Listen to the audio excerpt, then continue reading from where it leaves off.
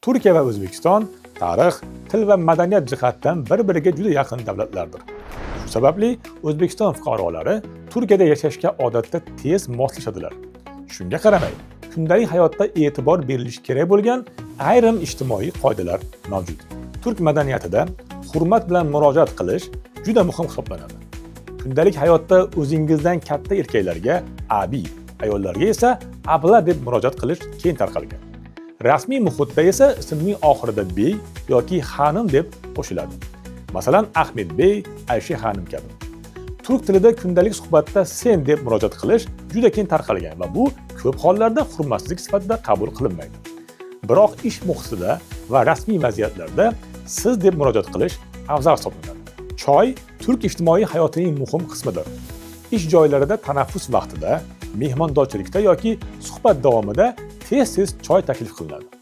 Choy ichish ko'pincha ijtimoiy muloqotning bir qismi sifatida qaraladi. Turk jamiyatida bayroq, davlat ramzlari va diniy qadriyatlarga katta hurmat bilan qaraladi.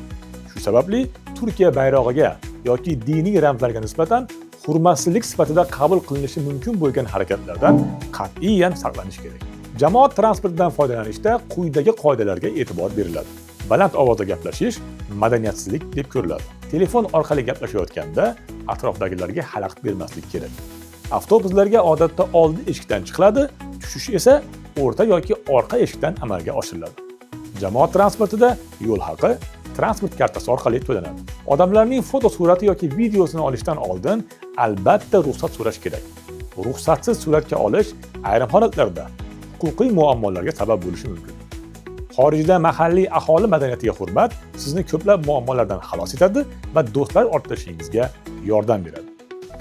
Yordam olish uchun Vazirlar Mahkamasi huzuridagi migratsiya agentligining ekrandagi bepul telefon raqamlariga yoki siz turgan davlatdagi vakolatxonasiga murojaat qiling.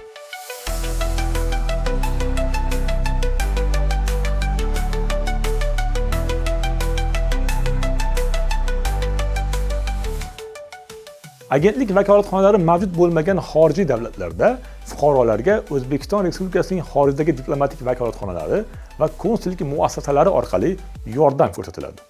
Bundan tashqari, huquqiy yordam Uzbot Telegram bot orqali ham bog'lanish mumkin. Agar O'zbekistonda bo'lsangiz, 1282 qisqa raqami yoki +99871 202 3355 raqamiga murojaat qiling.